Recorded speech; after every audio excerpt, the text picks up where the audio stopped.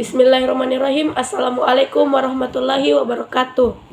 Perkenalkan, nama saya Sri Yuniarti dari kelas PTN 01 angkatan 2018. Di sini saya sebagai ketua dari kelompok 3 dan akan membawakan materi pertama, yaitu resistor. Baik, sebelum mengenal resistor lebih jauh, kita harus mengetahui terlebih dahulu apa itu resistor. Jadi, resistor ialah suatu komponen yang elektronika yang sering digunakan hampir setiap peralatan elektronika. Dan resistor yaitu suatu komponen elektronika pasif yang mempunyai nilai resistansi atau suatu hambatan tertentu yang fungsinya untuk membatasi dan mengukur suatu arus listrik dalam suatu rangkaian elektronika. Kata resistor dalam bahasa Indonesia sering juga disebut dengan suatu hambatan atau tahanan dan bisa juga disingkat dengan huruf R besar. Suatu hambatan atau resistansi resistor yaitu ohm.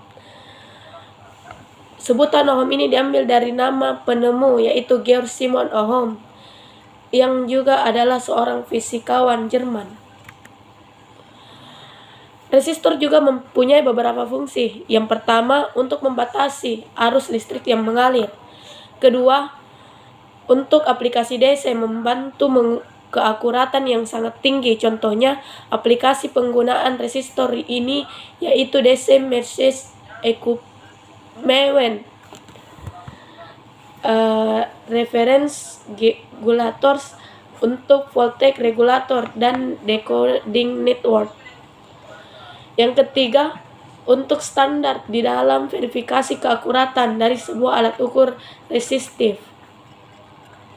Berikutnya berfungsi untuk mengatur tegangan output pada sebuah power supply. Berikutnya, untuk aplikasi power karena membutuhkan frekuensi respon yang baik, daya yang tinggi dan nilai yang lebih besar daripada power waveform resistor. Dan yang terakhir, resistor berfungsi untuk pembagi tegangan. Resistor juga memiliki berbagai fungsi. Berbagai jenis. Yang pertama, fixed resistor. Fixed resistor ialah salah satu jenis resistor yang mempunyai nilai resistansi yang tepat. Nilai resistansi atau suatu hambatan resistor ini biasanya ditandai dengan kode warna ataupun kode angka. Macam-macam dari fixed resistor yaitu karbon kompositif resistor dan berikutnya karbon film resistor dan terakhir metal film resistor. Jenis resistor yang kedua ialah variabel resistor. Variabel resistor yaitu salah satu jenis resistor yang nilai resistansinya bisa berubah dan diatur sesuai dengan keinginan. Pada umumnya variabel resistor terbagi menjadi 3 yaitu potensiometer, rheostat, dan tripod. Dan yang ketiga itu termistor atau terminal resistor. Terminal resistor yaitu salah satu jenis resistor yang nilai resistansinya bisa dipengaruhi oleh suhu atau temperatur. Termistor yaitu sebuah singkatan dari terminal resistor. Terdapat 2 jenis termistor yaitu termistor NTC, negatif temperature confidence, dan termistor PTC, atau confidence.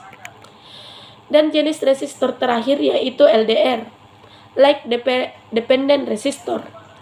LDR atau Light Dependent Resistor yaitu salah satu jenis resistor yang nilai resistansinya dipengaruhi oleh intensitas cahaya yang diterimanya.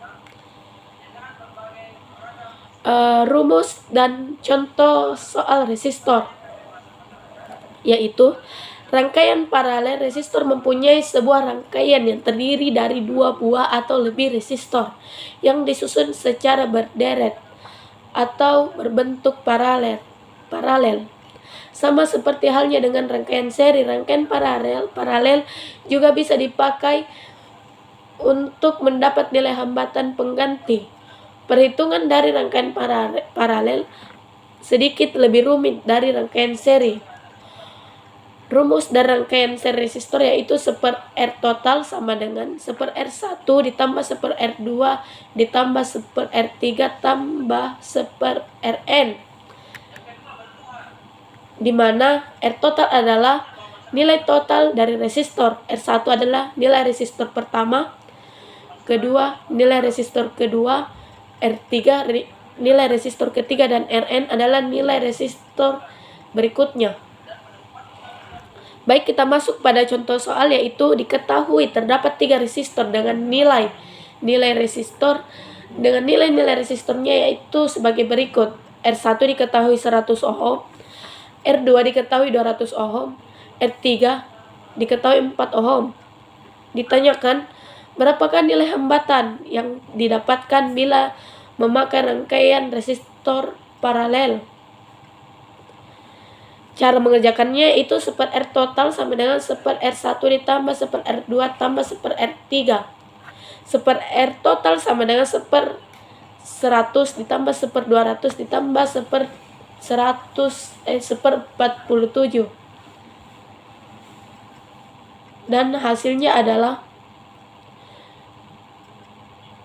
sebelum menghitung, kita terlebih dahulu menyamakan penyebutnya, yaitu di mana penyebut yang kita dapatkan yaitu 9.400.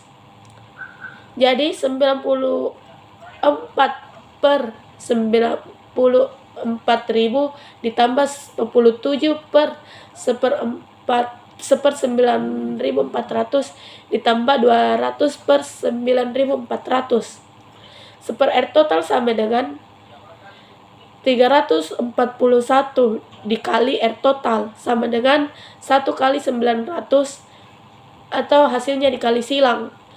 Jadi didapatkan hasil yaitu 1 R total sama dengan 9.400 per 341, dan R totalnya diketahui yaitu, dan hasilnya yaitu 27,56.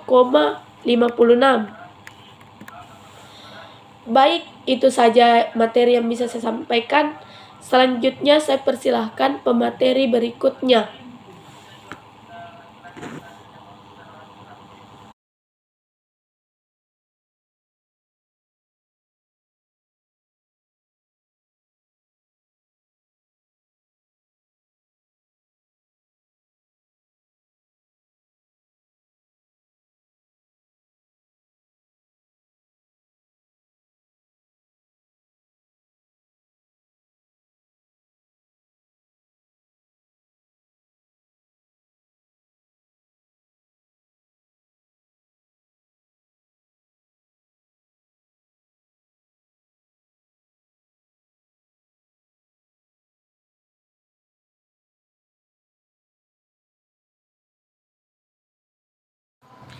Ya, Assalamualaikum warahmatullahi wabarakatuh.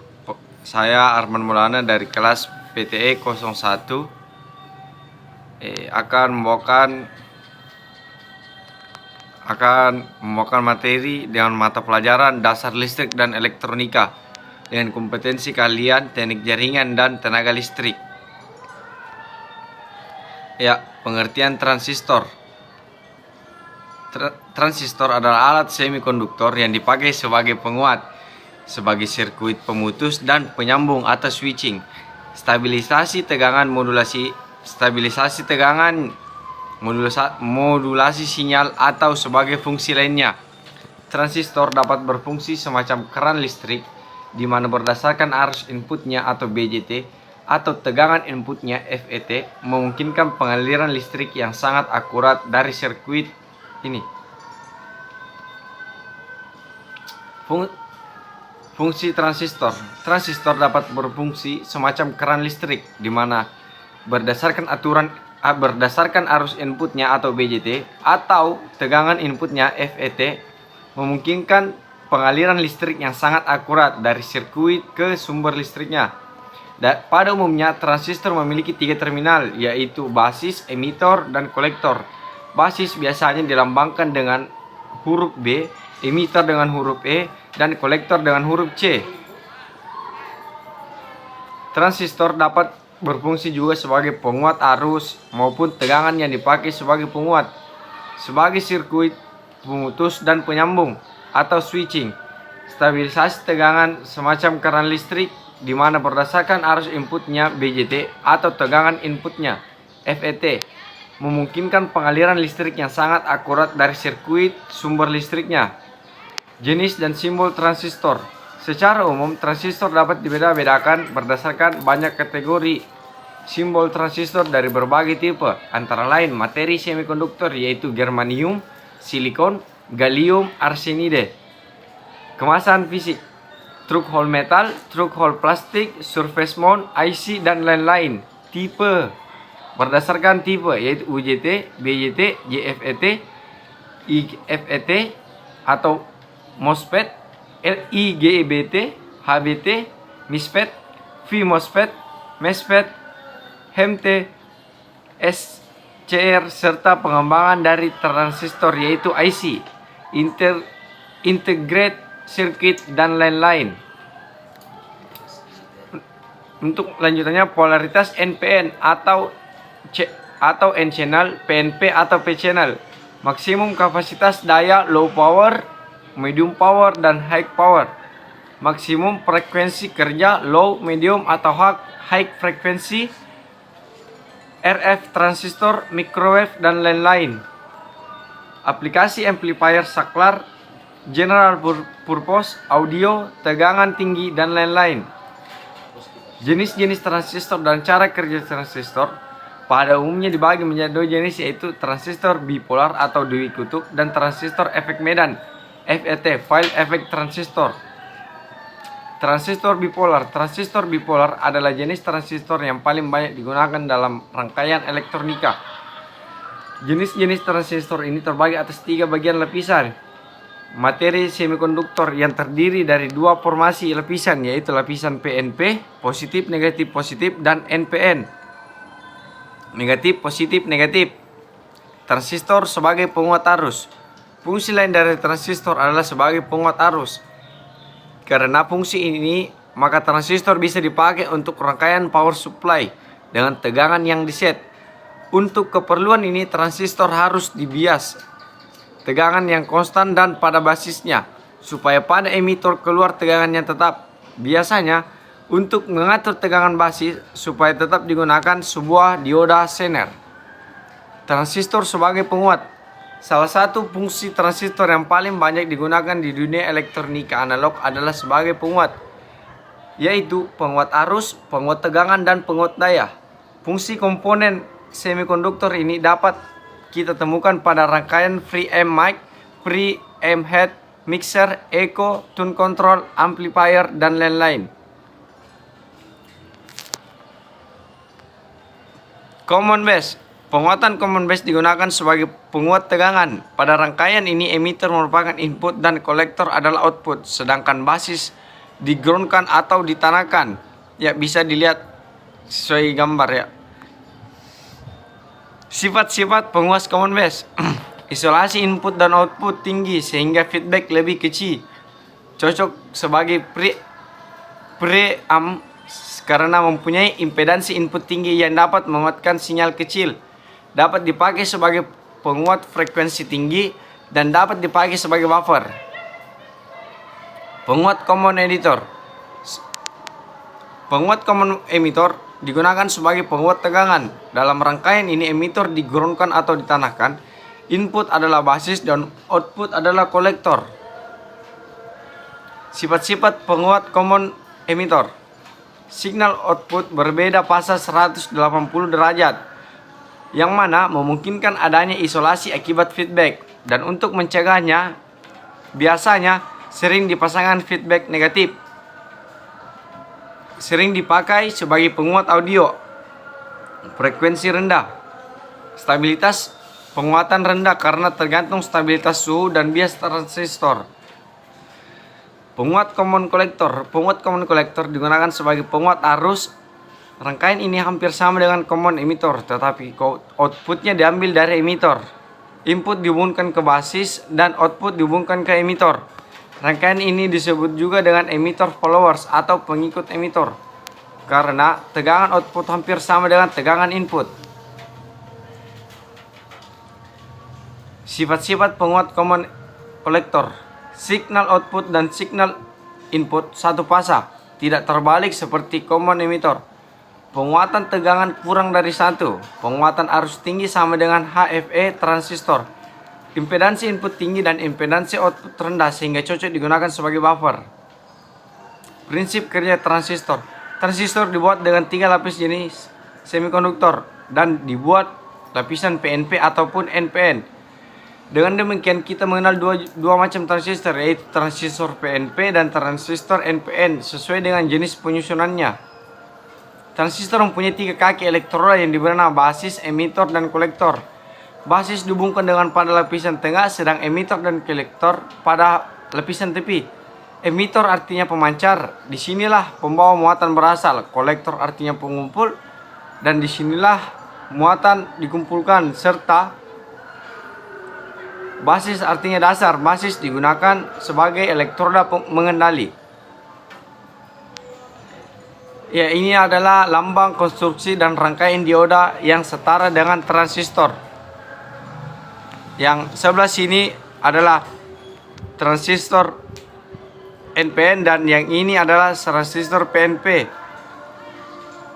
Selanjutnya yaitu prinsip transistor juga sebagai penguat atau amplifier. Transistor bekerja pada wilayah antara titik jenuh dan kondisi terbuka atau cut off, tetapi tidak pada kondisi keduanya. Jadi transistor bisa pada kondisi terbuka tetapi tidak bisa secara bersamaan di mana titik jenuh dan titik terbuka, begitu. Ya, transistor sebagai penghubung atau saklar. Transistor akan mengalami cut off apabila arus yang melalui basis sangat kecil sekali, sehingga kolektor dan emitor akan seperti kawat yang terbuka, dan transistor akan mengalami jenuh apabila arus yang melalui basis terlalu besar sehingga antara kolektor dan emitor bagaikan kawat terhubung dengan begitu tegangan antara kolektor dan emitor VCE. A. Pengaplikasian transistor sebagai saklar. Prinsip kerja aplikasi transistor sebagai saklar. Aplikasi transistor sebagai saklar memanfaatkan daerah kerja transistor, yaitu daerah cut off atau switch off dan daerah saturation atau switch on. Ya, bisa kita lihat di gambar. Yang ini kondisi off, sedangkan yang ini adalah kondisi on. Daerah cut off. Sebuah transistor berada pada daerah cut off adalah ketika junction basis emitor dibias mundur atau reverse bias, sehingga semua arus bernilai 0 dan VCE cut off sama dengan VCC. Daerah saturasi ketika junction basis emitter dibias maju atau forward bias, sehingga arus kolektor maksimal adalah IC sama dengan VCC garis miring RL dan VCE atau saturation sama dengan 0. Catatan, dibutuhkan arus yang cukup untuk membuat transistor bersaturasi. Nilainya sesuai dengan rumus pada gambar. Ya, jadi rumusnya itu I sama dengan I per beta, di mana I sama dengan VCC dikurang VCE per RC. Contoh aplikasi transistor sebagai saklar. Ya, saya rasa sekian dari saya. Saya akhiri dengan wabillahi taufiq wal hidayah. Wassalamualaikum warahmatullahi wabarakatuh. Bismillahirrahmanirrahim. Assalamualaikum warahmatullahi wabarakatuh. Perkenalkan, nama saya Siti Nur Fadila A. Kali ini saya akan membawakan materi yang berjudul induktor atau induktansi. Pengertian induktor. Induktor adalah sebuah komponen elektronika pasif yang dapat menyimpan energi pada medan magnet yang ditimbulkan oleh arus listrik yang melintasinya. Cara kerja pada sebuah induktor pada dasarnya bekerja menurut hukum Faraday, di mana saat induktor diberi arus yang melewati kawat lilitan, maka timbul medan induksi di sekitar induktor tersebut berbanding lurus dengan besar medan magnet tergantung dari besarnya arus listrik yang diberikan. Jadi secara tidak langsung induktor bisa mengubah arus listrik yang diterima dengan tidak mengubah tegangannya menjadi bentuk medan magnet yang disebut juga induktansi.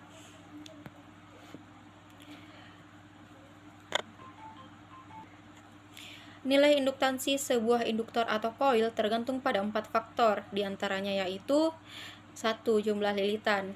Nah, semakin banyak lilitannya maka akan semakin tinggi pula induktansinya. Yang kedua, diameter induktor. Semakin besar diameternya maka akan semakin tinggi juga induktansinya. Yang ketiga, permeabilitas inti, yaitu bahan yang dipakai seperti udara, besi, atau bahkan ferrit. Yang keempat, ukuran panjang induktor. Semakin pendek induktor atau koil tersebut, maka akan semakin tinggi juga induktansinya. Adapun macam-macam induktor. Yang pertama, induktor inti udara. Gambarnya dapat Anda lihat di samping. Jenis ini adalah induktor yang memiliki inti udara. Biasanya, fisiknya hanya berupa lilitan kawat saja. Induktor jenis ini mempunyai nilai induktansi yang kecil namun banyak dipakai pada aplikasi elektronik dengan frekuensi tinggi. Yang kedua, induktor inti besi. Induktor jenis ini biasanya banyak digunakan pada sebuah transformator yang bekerja pada frekuensi rendah. Untuk bahannya, induktor jenis ini menggunakan besi yang bersifat lunak. Yang ketiga, induktor inti ferrit. Induktor jenis ini memiliki efisiensi yang lebih baik dan dapat mengurangi pemborosan listrik. Biasanya, induktor jenis ini sering digunakan pada perangkat elektronik seperti televisi, monitor, dan sejenisnya. Yang keempat, induktor inti tiroid. Pengertian induktor inti tiroid adalah jenis induktor yang terbuat dari bahan inti sejenis ferrit namun berbentuk bulat. Pada induktor tiroid memiliki tingkat kebocoran fluks lebih rendah dibandingkan jenis lainnya. Yang kelima, induktor inti film. Biasanya induktor inti film dirancang khusus dengan menggunakan pemrosesan film yang sangat tipis sehingga mempunyai ukuran yang kecil. Induktor jenis ini dapat digunakan pada integrated circuit atau IC yang mempunyai frekuensi tinggi. Selanjutnya, rangkaian pada induktor. Yang pertama ada rangkaian seri. Rangkaian seri induktor yaitu sebuah rangkaian yang terdiri dari dua atau lebih induktor yang disusun sejajar atau berbentuk seri. Rangkaian seri induktor ini menghasilkan nilai induktansi yang merupakan penjumlahan dari semua induktor yang dirangkai secara seri. Rumusnya yaitu L total sama dengan L1 ditambah L2 ditambah L3 ditambah titik-titik ditambah Ln. Nah, keterangannya L total sama dengan total nilai induktor. L1 induktor yang ke-1, L2 sama dengan induktor yang kedua, L3 sama dengan induktor yang ketiga, dan Ln sama dengan induktor kesekian. Gambarnya seperti ini. Selanjutnya yaitu rangkaian paralel. Rangkaian paralel induktor yaitu sebuah rangkaian yang terdiri dari dua atau lebih induktor yang dirangkai secara berderet atau berbentuk paralel. Rumus rangkaian paralel induktor yaitu 1 per L total sama dengan 1 per L1 ditambah 1 per L2 ditambah 1 L3 ditambah 1 per Ln.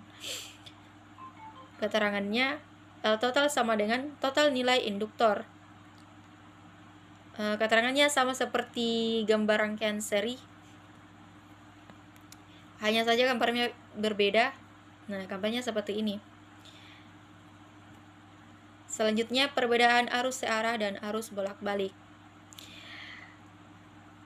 Direct current atau yang biasa disingkat dengan DC merupakan tipe arus listrik searah. Yang kedua, alternating current atau yang biasa disingkat AC merupakan tipe arus listrik bolak-balik. Mungkin hanya itu yang bisa saya sampaikan. Sekian dari saya. Wassalamualaikum warahmatullahi wabarakatuh.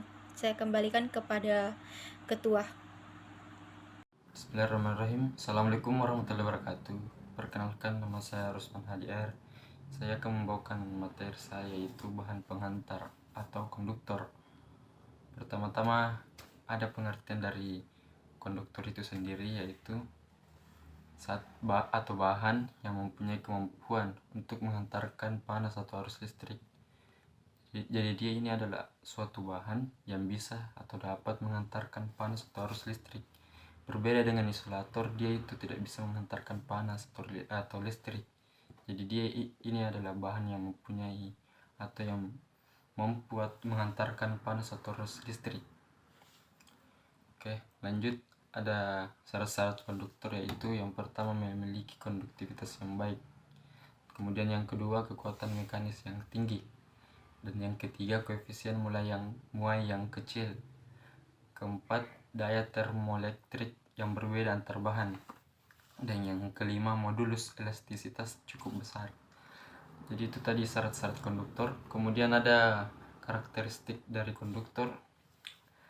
Karakteristik dari konduktor ini terbagi atas dua. Yang pertama, karakteristik listrik yang punya peran untuk memperlihatkan kemampuan konduktor saat dialiri arus listrik. Terus yang kedua, karakteristik mekanik yang memperlihatkan kemampuan konduktor pada daya tarik. Kemudian ada contoh dari bahan konduktor, yaitu aluminium. Ini aluminium bisa kita dapati di kabel-kabel jaringan tegangan rendah.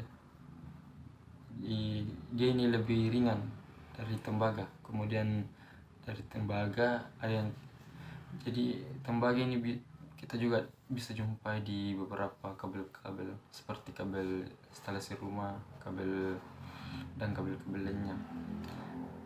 Jadi oke. Baik, sekian dari materi saya. Assalamualaikum warahmatullahi wabarakatuh. Assalamualaikum warahmatullahi wabarakatuh. Perkenalkan, nama saya Wiwi Arianti. Materi yang akan saya bawakan yaitu pembuatan, perbaikan, dan pemeliharaan peralatan elektronika.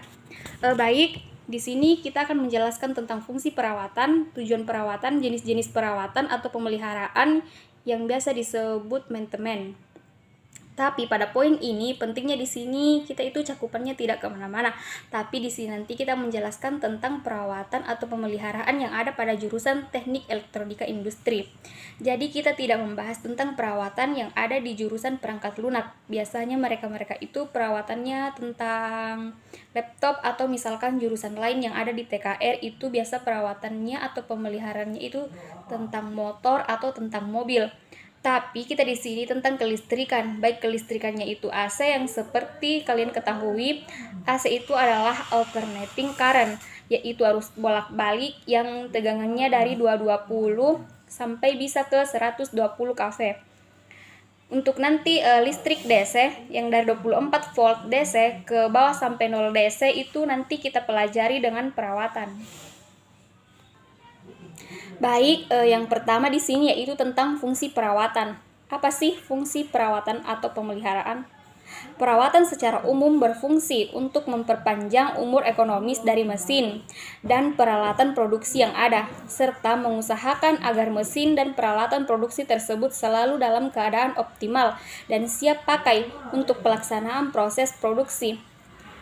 Jadi, perawatan berfungsi untuk mengoptimalkan kondisi mesin. Misalkan salah satu atau contoh mesin yang kita pakai nanti ketika kalian bekerja di bagian elektronik, itu biasanya ada dua. Biasanya di bagian engineering itu ada dua, seperti yang pertama itu bagian elektronika dan listrik. Biasanya ada bagian elektrikal, ada bagian elektronik. Karena di dunia usaha, dunia industri itu kaitannya semua mesin atau semua alat itu pasti penggunaannya menggunakan listrik. Makanya dalam hal ini untuk jurusan Teknik Elektronika Industri sendiri adalah jurusan yang salah satunya banyak dari perusahaan yang mencari lowongan, karena memang kaitannya semua perusahaan pasti butuh listrik. Seperti kalian ketahui, ketika kalian sudah masuk ke dunia elektro atau teknik elektronika industri, kalian bisa mengembangkan sayap kalian. Kalau misalkan kalian memang punya target setelah lulus ini, kalian mau jadi engineering, kalian sudah punya bayangan bahwa nanti ketika kamu kerja di dunia usaha atau dunia industri itu memang prakteknya itu lebih banyak ketimbang kalian seperti di sekolah, lebih ke teori. Maka dari itu ketika kalian belajar apapun pelajarannya, kalian semangat karena memang prakteknya itu dipakai di dunia usaha atau dunia industri. Karena memang itu pelajaran-pelajaran produktif. Jadi sangat disayangkan ketika nanti kamu masuk ke dalam dunia usaha atau dunia industri, kamu akan menyesal berkata, wah kenapa waktu itu kamu tidak mengikuti pelajaran dari produk kreatif. Ada dua biasanya di dunia industri, ada yang namanya elektronik dan elektrik. Kalau untuk elektrik itu ada AC atau alternating current. Kenapa dibedakan? Karena biasanya kasus-kasus yang terjadi itu biasanya kalau AC tidak bisa digabung sama DC, karena ketika kerusakannya di AC berarti otomatis mesin-mesin yang menggunakan arus listrik AC.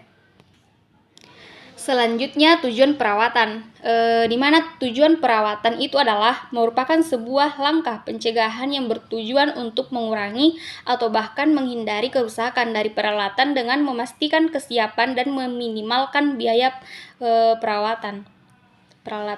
Adapun jenis-jenis perawatan atau pemeliharaan di dunia usaha dan dunia industri. Yang pertama itu preventive maintenance atau biasa disebut dengan perawatan pencegahan.